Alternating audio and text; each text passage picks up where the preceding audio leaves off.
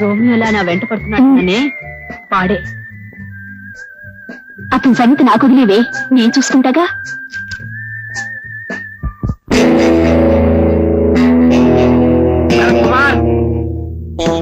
భరత్ కుమార్ ఎవరు? ఎరా భరత్ కుమార్ అంటే నువ్వేనా? నేనే. ఏం చేస్తుంటావు? అమ్మాయిల వెంట పడుతుంటాడు. చాలా కరెక్ట్. నీకెలా తెలుసు? అంత మగాడువా? మా పేటలో అమ్మాయిల వెంట పడితే మక్కలు ఎరగనంటాం.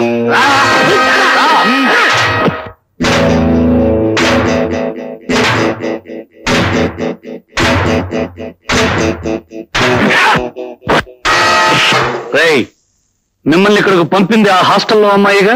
మిమ్మల్ని ప్రాణాలతో విడిచిపెట్టాలంటే ఆ అమ్మాయి దగ్గరికి వెళ్ళి నన్ను బాగా కొట్టారని, తలకు దెబ్బ తగిలి నేను హాస్పిటల్లో జాయిన్ అయ్యానని చెప్పండి. అమ్మాయి గారు, అమ్మాయి గారు,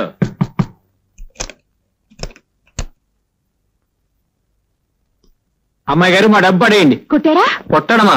తుక్కు రేగు కొట్టాం. తల 2 ముక్కలైంది. హాస్పిటల్లో చేరాడు.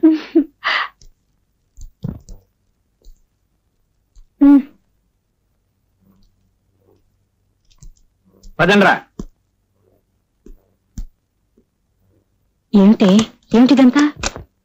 అదే నీ కూడా పడ్డాడన్నవే రోమియోగాడు. వాడిని తన్ని రమ్మన్నాడు, తన్నిచ్చారు. ఎప్పటికి తల పగలు కొట్టారు. హాస్పిటల్లో చేరాడంట. నీ ప్రాబ్లం సాల్వ్ అయింది. ఏమిట్రా? అమ్మాయి వస్తుందిరా. వస్తుందా? వస్తుంది కదా అని లేచి కూర్చోకు. సలహా లేకుండా పడుకో. ఎలాగో కట్టుకట్టుంది కదా, దాన్ని అడ్వాంటేజ్ గా తీసుకో. అప్పుడే ఇద్దరు దగ్గర అవుతారు. అంతేనంటారా? నువ్వు పడుకో, నే కప్పుతాను.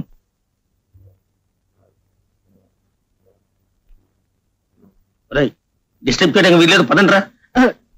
డాక్టర్ గారు ఏమన్నారు? ఏమంటారు? ఇప్పుడు 24 గంటలైంది. ఇంకో 24 గంటల వరకు డాక్టర్ ఏమీ చెప్పలేమన్నారు. మొట్టమొదటి 24 గంటల్లో లేస్తే లేచినట్టు, తర్వాత 24 గంటల్లో లేచినా లేవనట్టేనని డాక్టర్ చెప్పారు. లేస్తాడు లేవడు, భగవంతుడికి. పోనీ వేరేదైనా పెద్ద హాస్పిటల్ మారుదామా? ఏ హాస్పిటల్ మార్చినా రోగం అదే కదండి. హాస్పిటల్ మారుతొచ్చు కానీ పొజిషన్ మారదు కదండి. చూడండి మేడం, వాడు ప్రేమించే అమ్మాయి గాని, పెళ్లి చేసుకోపోయే పిల్ల గాని, పసుపు కుంకాలు మంగళసూత్రాలు గట్టివైతే వాడు బ్రతుకుతాడు, లేకపోతే గోయిందా. పదండ్రా పదం.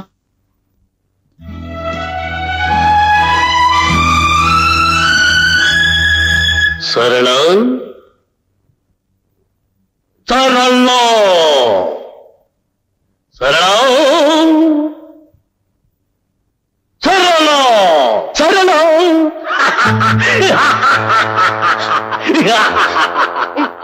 ఎవరు?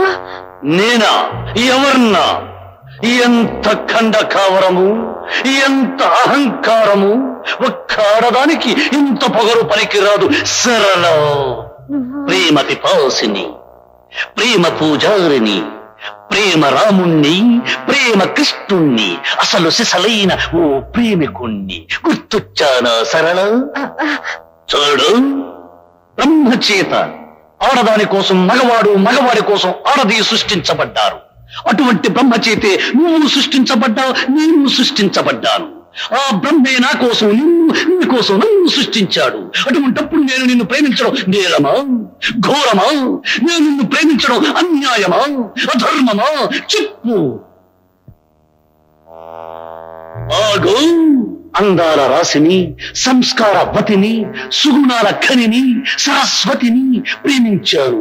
అందుకే ప్రేమ గుడ్డిదన్నారు. గుడ్డివాణ్ణి కాబట్టి నేను గుద్దుకున్నాను. నువ్వు నిర్దాక్షిణ్యంగా సాగరంలో పడతోసేశావు. అందుకే ఆ సాగరంలో నుంచి కొట్టుకుని నీ కోసం పరుగున వచ్చాను. కానీ నువ్వేం చేశావు? రౌడీలను పెట్టి కొట్టించావు, తల ముక్కలు చేయించావు, కాళ్ళు చేతులు చెక్కలు చేయించావు. అయినా నేను చేసిన నేరం ఏమిటి అని అడగటానికి నీ దగ్గరకు వచ్చాను. ప్రేమించడమే నేరమైతే నేను ప్రేమించిన ప్రేమ వ్యర్థం, బ్రహ్మ సృష్టి వ్యర్థం. చెప్పు, నేను చేసిన నేరానికి అర్థం. ఏమీ లేదు, నువ్వు చేసింది ఏమీ లేదు. ఏమిటి? ఏమైంది? ఏం లేదు. సరిపడుకో.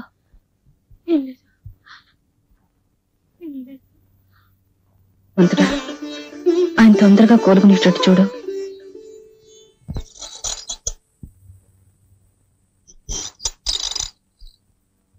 ఏమండి ఆయన స్పృహ వచ్చిందా? అలాగే వస్తూ ఉంటుందండి, మళ్ళీ పోతూ ఉంటుందండి.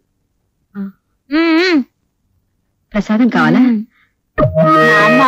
వాడు చచ్చిపోతే ఒక్క దొంగ ముండని అరెస్ట్ చేయించొచ్చు అని చెప్పావే, అదేనా ఇది?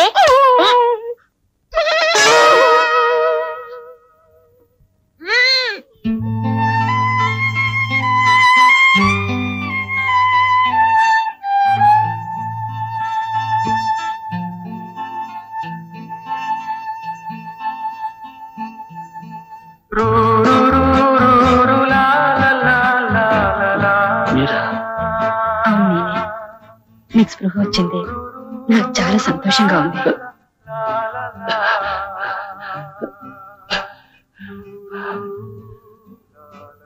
నాకు మాత్రం స్పృహ వచ్చినందుకు చాలా బాధగా ఉందండి.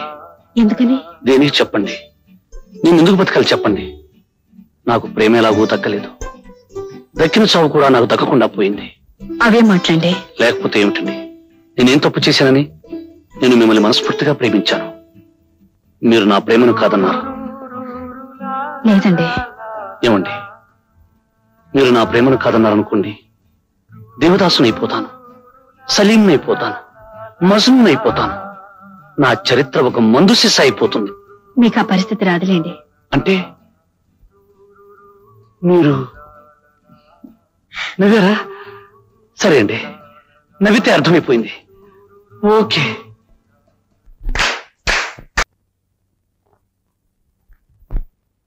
ఏమిటి సార్ ఆలోచిస్తున్నావు? సమాధానం చెప్పడానికి ఆలోచించాలిగా. ఇందులో ఆలోచించాల్సిందేముంది? నేను మనస్ఫూర్తిగా నిన్ను పెళ్లి చేసుకుంటానని చెప్పానుగా. మీరు చేసుకుంటానంటున్నారు, మరి మీ వాళ్ళు ఒప్పుకోవాలిగా. మా వాళ్ళ ఎవరున్నారు? నాకు అమ్మా నాన్న లేరు. అయితే మా అమ్మా నాన్నతో ఎవరు మాట్లాడతారు? నేనొచ్చి మాట్లాడతాను.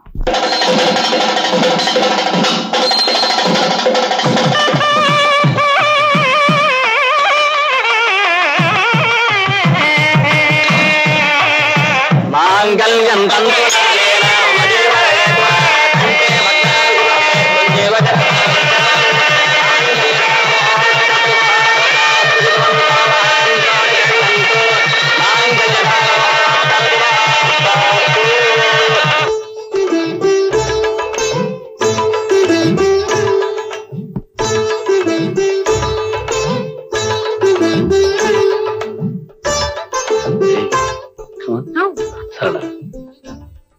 మన పెళ్లి ఇలా జరుగుతుందని, మన ఇద్దరం ఇలా కలుసుకుంటామని నువ్వు ఎప్పుడైనా అనుకున్నావా? మొదటిసారి కలిసినప్పుడు అనుకోలేదు, కారణం మీరు గుడ్డివారు కనుక. రెండోసారి కలిసినప్పుడు అనుకున్నాను కటకటాల్లో కలుసుకోవచ్చని. మూడోసారి కలిసినప్పుడు ఇదేదో జిడ్డు అనుకున్నాను. నాలుగోసారి కలిసినప్పుడు సుత్తు అనుకున్నాను. ఆ తర్వాత ఇది కత్తే గుచ్చుకుంటుంది అనుకున్నాను. నీ ప్రేమకి నీ మెట్లున్నాయి కాబట్టి ఆ మెట్లన్నీ ఎక్కి నేను అందుకున్నాను.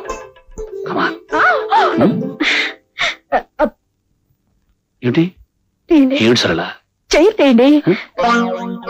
ఏమైంది? ఎక్కడికి? ఇప్పుడు ఇస్తాను. అరే సరళ,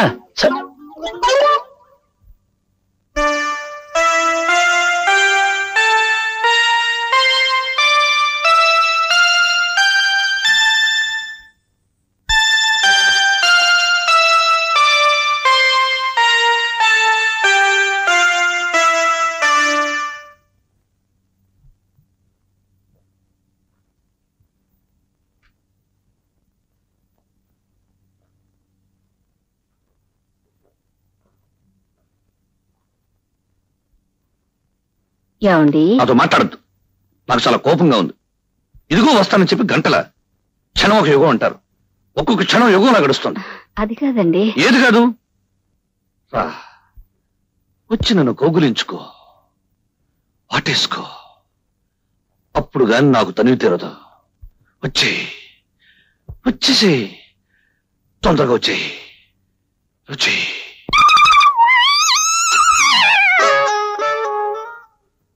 సరళ, జీవితంలో మొదటి రాత్రి చాలా అందమైన రాత్రి. ఆ రాత్రిని ముక్కలు ముక్కలు చేసి ఇలా అడుకోవద్దు. రా, వచ్చి నన్ను కౌగిలించుకో, లేకపోతే నేనే వచ్చి నన్ను కౌగిలించుకో. అల్లుడు గారు,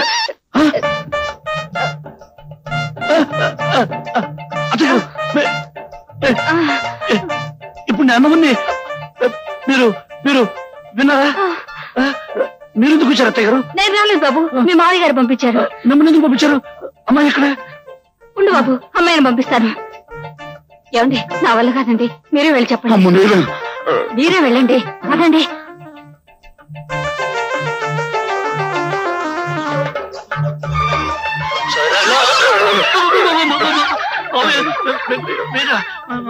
అవును నేనే. అమ్మాయి ఎక్కడ? అమ్మాయి అమ్మాయి ఒక్క నిమిషం బాబు. నా వల్లగా చెప్పడం ఎలాగండి? ఓ పని చేద్దాం, ఇద్దరం కలిసి వెళ్దాం.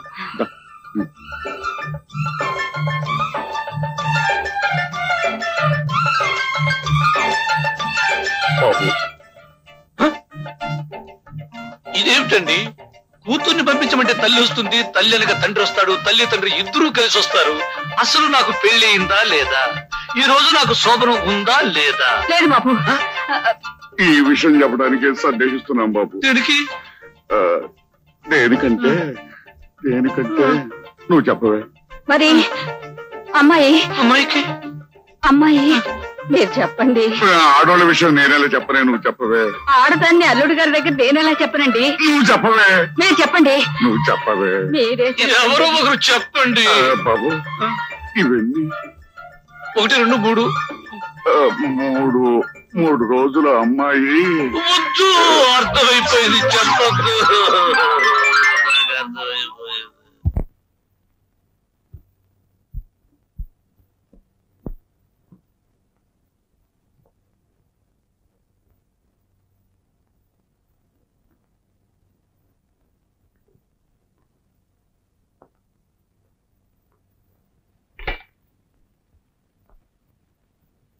బాబు టిఫిన్ తీసుకో. వద్దండి. పెసరట్లు వేయించమంటావా? వద్దండి. పోనీ నేతిగారులు వేయించమంటావా? అసలు ఏమొద్దండి. వస్తుంటావా? ఏమండి, పాపం ఆయన రాత్రంతా పస్తేనండి. రాత్రంతా పస్తానట్టు కదా? రాత్రే కాదు, ఈ రోజు పస్తుంటాను, రేపు పస్తుంటాను, ఎల్లుండి పస్తుంటాను, వరుసగా 3 రోజులు పస్తుంటాను. మిమ్మల్నే వరుసగా 3 రోజులు పస్తుంటే నీరసం వస్తుందని చెప్పండి. కరెక్ట్. వరుసనే 3 రోజులు పస్తుంటే నీరసం వస్తుందట. వస్తే ఏమిటండి? అది కాదలుడు, పెళ్ళైన కొత్తలో మంచి నేతి సున్నుండ అయితే జామ్ జామ్ అంటూ ఉండాలి. నా పెళ్ళైన కొత్తలో ఏమండోయ్, మళ్ళీ ఏమిటి? పంతులు గారు చెప్పారు, నేను మర్చిపోయాను. ఈ సంవత్సరం అధికాషాఢం 2 నెలలు.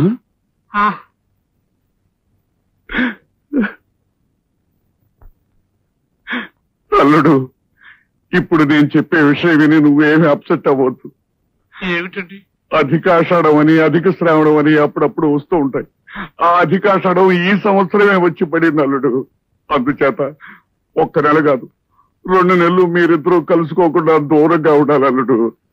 ఈ ఆషాఢం ఇప్పుడే రావాలా మావయ్య? అది నా పెళ్లికే రావాలా మావయ్య? నాకు ఈ ఆషాఢాలు గీషాఢాలు వద్దు. మొదట అనుకున్నట్టుగా 3 రోజులే. అల్లుడు 2 నెలలు. మావయ్య 3 అల్లుడు, 1-2 నెలలు ఓపిక పట్టు. లేదు మావయ్య, అల్లుడు 1-2 నెలలు కాదు బాబు, దాని వల్ల అరిష్టం ఉంది. ఏమరిష్టం అండి? ఏమిటది? ఏమవుతుంది? అది కాదు బాబు, పెద్దవాడిని, నేను పోతాను. మావయ్య చెప్పు, నన్ను ఏం చేయమంటావు? ఏం చేసేదేముంది బాబు, శాస్త్ర ప్రకారం ఈ 2 నెలలు దూరంగా ఉండాలి. భగవంతుడా, నేనేం తప్పు చేశాను నా మీద ఇలా కక్ష సాధిస్తున్నావు? మావయ్య, దీనికి వేరే మార్గం లేదు? మార్గం అంటే మనకు చిన్న మార్గం ఉంది. ఏమిటది? తొందరగా చెప్పేసి. ఇటు అత్తవారింట్లోనూ కాకుండా, అటు పుట్టింట్లోనూ కాకుండా వేరే ఎక్కడైనా కాపురం చేయొచ్చు. వేరే ఇది చూసుకుంటే అంతే కదా? మావయ్య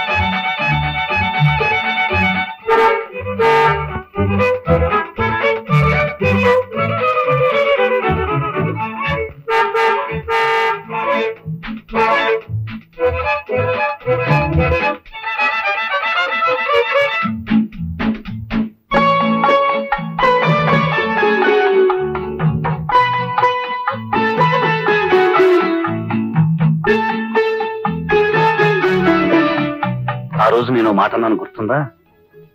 నా మనసులో ఉన్న అమ్మాయికి ఇవ్వడానికి కొంటున్నాను అని. అప్పుడు కొన్నాను, ఇప్పుడు నీకు ఇస్తున్నాను. ఆ రోజు ఏ అమ్మాయి కోసం కొన్నారో? ముందు తాజ్మహల్ కుంటే ఏ అమ్మాయి అయినా దొరుకుతుందేమోనని కొన్నాను. కొనే టైంకు నువ్వు దొరికావు. ఎలాగో దొరికావు కదా అని కొన్నాను. కొన్నాక నీకే కదా ఇవ్వాలి, అందుకే ఇస్తున్నాను.